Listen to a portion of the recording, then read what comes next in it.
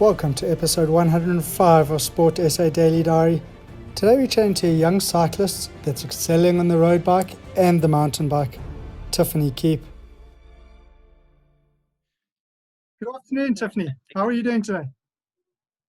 Hey Adam, I'm very good, thanks, and yourself? Good, thank you. And thank you for joining us today on Sport SA Daily Diary. It's nice to chat to you. Cool, thank you very much for having me. So, Tiffany, obviously the lockdown wasn't too easy for you. You're a road cyclist and a mountain biker, and you excel at both.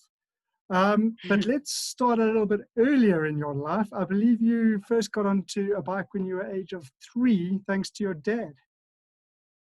Yes, that is true. I was introduced to the sport by my dad. He was the main driving force behind getting me into it and really kickstarting my passion for the sport. And I only really started racing at the age of 10, but up until that point, it was always just a hobby of mine that I just did because I really just enjoyed riding my bike. And from the age of 10 onwards, I kind of started to realize through racing more competitively that I could possibly make this into a professional career at some point. And so that has really been the goal of mine from a young age, and especially having watched professionals racing in my home province at various mountain bike World Cups has really inspired me to try and pursue this as a possible career. And Tiffany, where were you racing at the age of 10? Because it's not as if there's a prelude of events. I mean, there's a mass amount of cycling events in South Africa, but a lot of them you have to be over 18 to participate in. Where were you racing when you were 10? Yeah, so I actually started off with I have very vivid memories of my first proper race, which was KZN Championship, so my provincial championship cross-country race, which was actually held at Cascades in Pietermaritzburg. And Cascades was actually the venue for multiple World Cups when South Africa did host them before they moved to Kutsenberg in Stellenbosch. And so having the opportunity to race at a place where you have World Cup level obstacles and a track of that caliber was really, really awesome. And it's only a mere 40-minute drive away from my house as well. So that platform was where I really started and built up from there. And that's where the passion started for me. And you mentioned you obviously watched the girls race in the World Cup. Did you have anyone specific that you really looked up to as a sort of role model when you were growing up?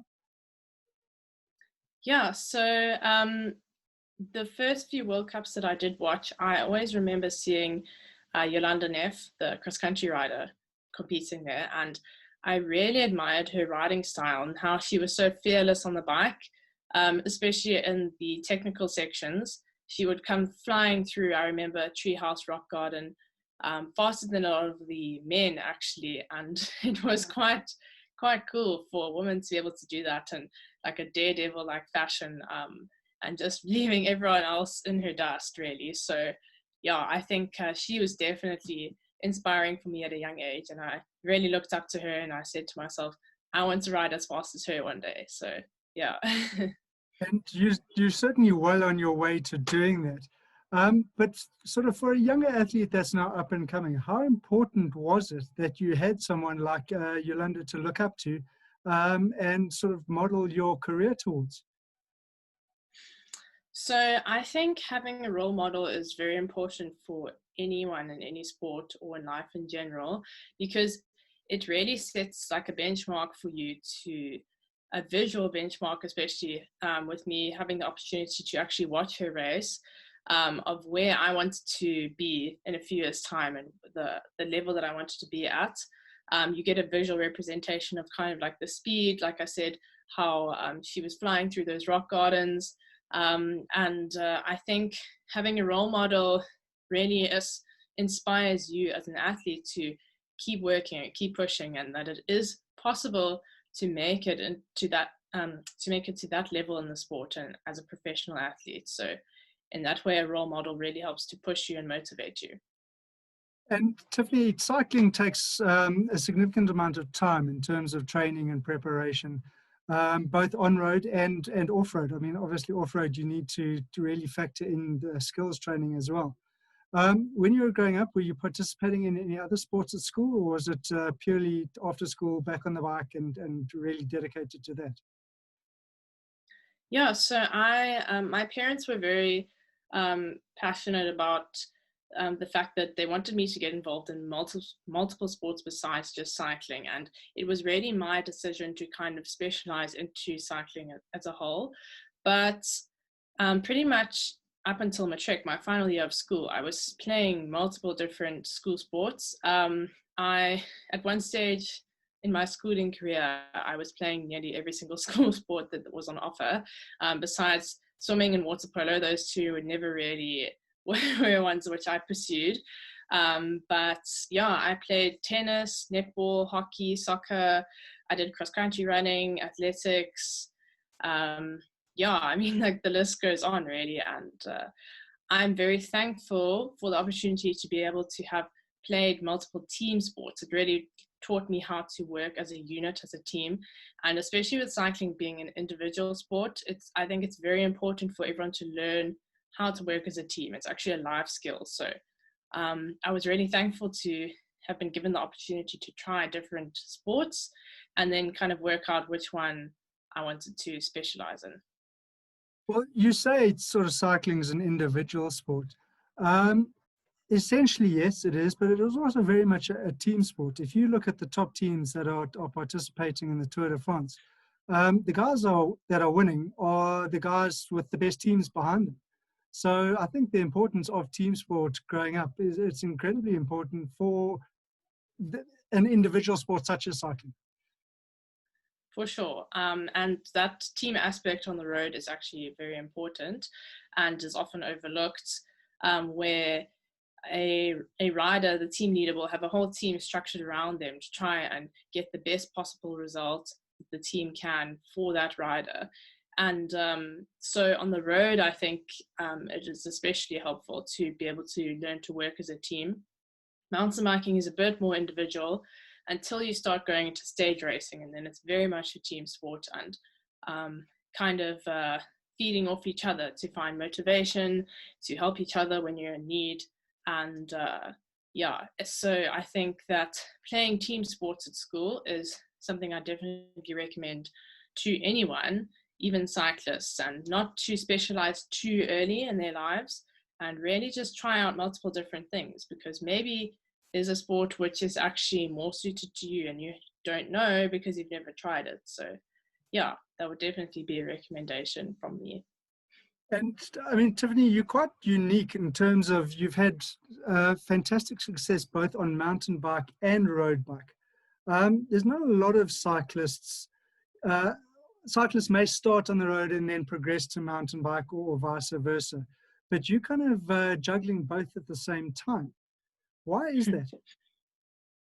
So I initially came from a mountain biking background. That's where I would say my roots lie, really. And specifically the cross-country discipline is one which I focused on a lot in the past.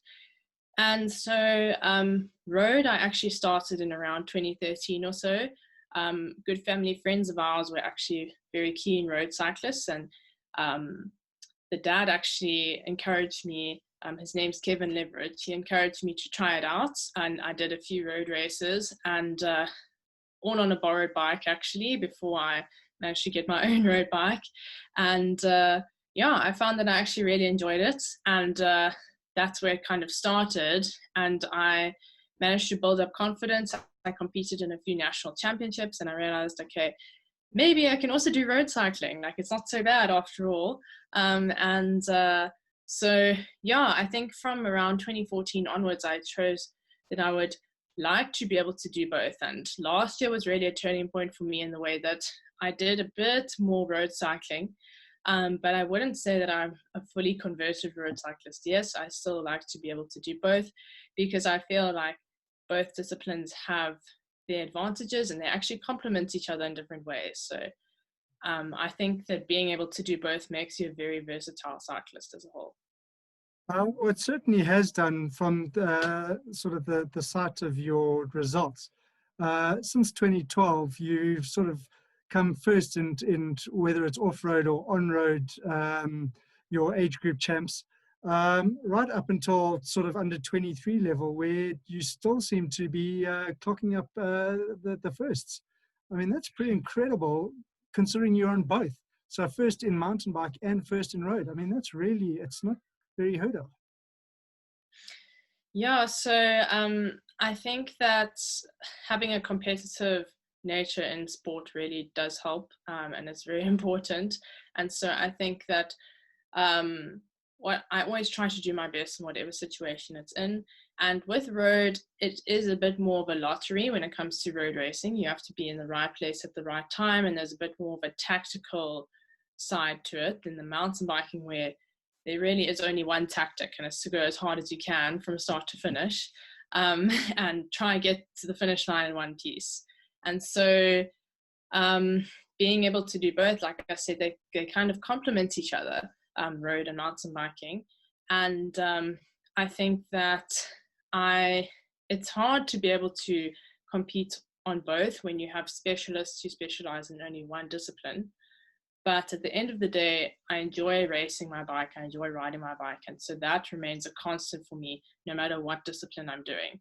And I will always try and do my best in whatever discipline it is. So yeah, I think that's really motivated me in the past and up until now. I think you're being slightly modest when you say people sort of concentrate on one discipline. You're sort of concentrating on all the disciplines. So in mountain biking, you're concentrating on exo and marathon. On road, you're concentrating on the road race and the time trial. And you're coming first in all four, essentially. What makes you so strong on a bike?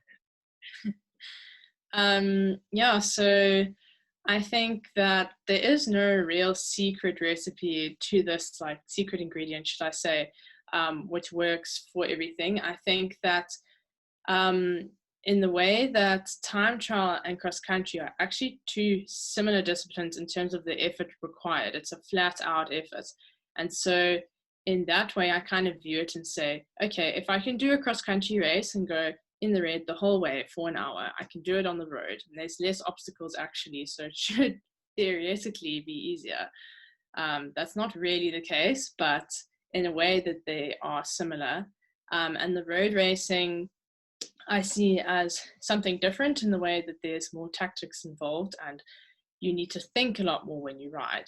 And cross country and marathon, and in that way, marathon is actually quite similar to a road race where you have more bunch riding and therefore more tactics. So in that way, they are fairly similar. Obviously, you're riding two different bikes and different terrain, but I enjoy being able to diversify and really diversify my skills in all the different disciplines as well. And of the four disciplines, do you have a favorite? I've been asked this question multiple times before, and I can't really say which one is my favorite. It kind of depends on the race as well, and in terms of how the course is and whether it suits me or not. But on the mountain biking side, I definitely say I think I prefer cross country.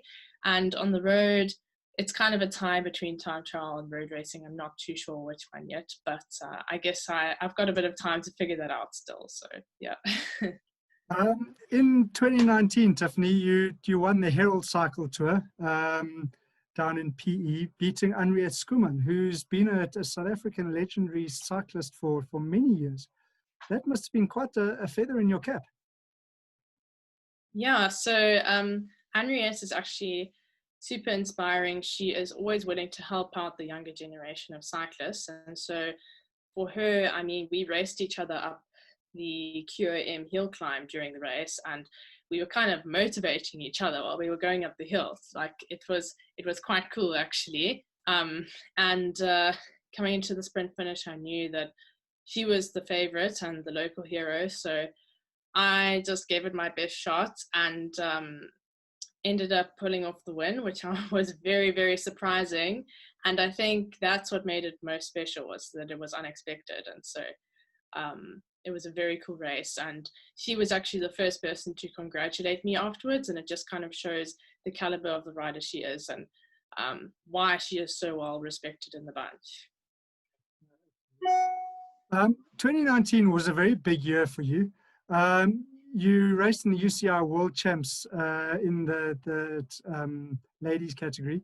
You won gold Mm. at the Africa Games in mountain bike cross country. You won gold at the women's time trial at the Africa Games. Um, where to from there? Obviously, 2020 has been a bit of a stop start. Um, what does the future hold for Tiffany Keep? So yeah, like you said, unfortunately, 2020 has come to quite a quick halt in March already, and we're starting to see hope, glimmers of hope of the season continuing towards the end of the year. I think that my season will be more focused on local racing for now. My plan for next year is to hopefully get overseas and race a bit on the road. And in saying that, I'm not choosing once again to focus entirely on road. It's just more that I think next year's focus will be an opportunity for me to try something new and dapple in the road racing scene. Still racing some local cross country races, and yeah, I think that being able to do both really sets me up to have hopefully more opportunities in the future.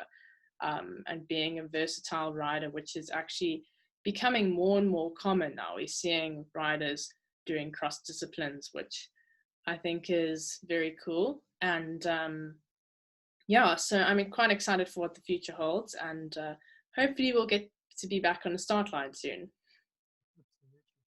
Um, Obviously, 2024 Olympics is probably a no-brainer and an absolute surety. 2021, a bit too soon?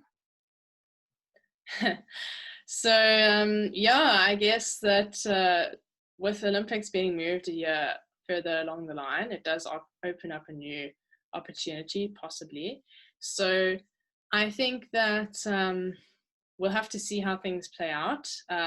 But having that incentive, that carrot of 2021 Olympics would actually be a form of extra motivation for me. So I wouldn't say my focus is being placed entirely on that race, but it would definitely be a little bit more extra motivation for me. So yeah, maybe. I won't say no yet, and I won't say a definite yes either, but we'll have to see.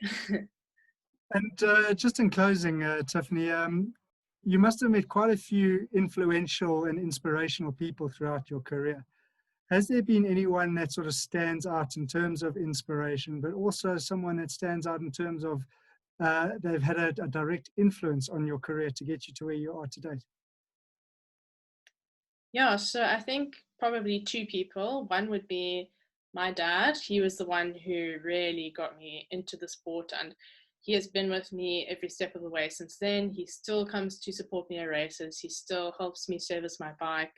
Um, he really covers soigner, mechanic, driver. I mean, he can do it all. And like, so it's really, really awesome to have such a cool support structure like that.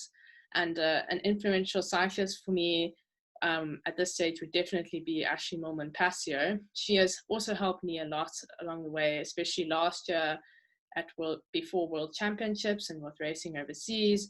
I often message her and ask for advice on certain things, and she is always open to give advice to younger riders. And I think that it's very nice to have a pro who is so approachable and willing to share their knowledge, because she has such an expansive knowledge in the sport.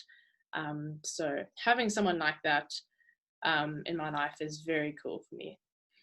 And just one more. I mean, looking at someone like Ashley, is that sort of manner in which you are going to model your career, is to help and develop youngsters as well that are coming through in a few years' time, to pass on your knowledge and your great experience? Definitely. I think that it's very important to give back to the sport. And if I think from my own personal experience, I have really benefited off the pros like the likes of Ashley sharing their experience with me. And so I would 100% be willing to share that with others. I have already been quite involved in the Spur School Series League in KZN, for example, and it really makes me so happy to see kids so stoked to be riding their bikes. And if I can help but little but only a little bit, to make their journey to the top a little bit easier, that would be definitely a goal ticked off for me. And it's so rewarding to see you your experience being passed down to someone and them really appreciating it and seeing the smile on their face when they do achieve something for the first time. And so nothing really can replace that either. And for sure, I'll definitely be trying to share my experience as much as possible. Sorry, I mean, you make a very interesting point there in terms of the youngsters. How dedicated do they need to be in terms of your experience? How dedicated do they need to be? You know, you're coming to an age now where it's great to go out and party with your mates and have a few drinks and, you know, that sort of thing. But obviously, you can't do it all the time. How disciplined are you in terms of actually, sorry guys, I can't go out tonight, I need to train tomorrow morning? Yeah, so it does come to a point in your life where you do have to make some sacrifices in that regard. And I think it really boils down to how dedicated you are and how much you want to achieve your goals. And I do think it's very important for athletes to have a balance in their life. Their life can't revolve entirely around the sport. Like, I wouldn't say cycling defines me as a person. And it's important to have a good time with friends who are not necessarily in the cycling realm and the cycling world. But yes, there's also a fine line between having too much fun and shushing yourself away like a hermit type of thing. I think that balance is different for everyone. And it all depends, like I said, how much you want it. If you're going for a 5-hour training ride the next day, you can definitely still go out with your friends, but maybe don't stay until super late. If they really are true friends, they will understand how important your goals are to you. And so I think surrounding yourself with like-minded people is probably the best advice I can give someone. Tiffany, it's been brilliant talking to you today on Sport SA Daily Diary. Thank you for your time. We're certainly going to be keeping an eye on you, and who knows where that you're going to get to on those two wheels. Thank you very much for having me. It was a great pleasure. Awesome. Thank you. Cheers. Catch us again tomorrow on Sport SA Daily Diary, where we chat to a young lady that's shining in the art of wushu.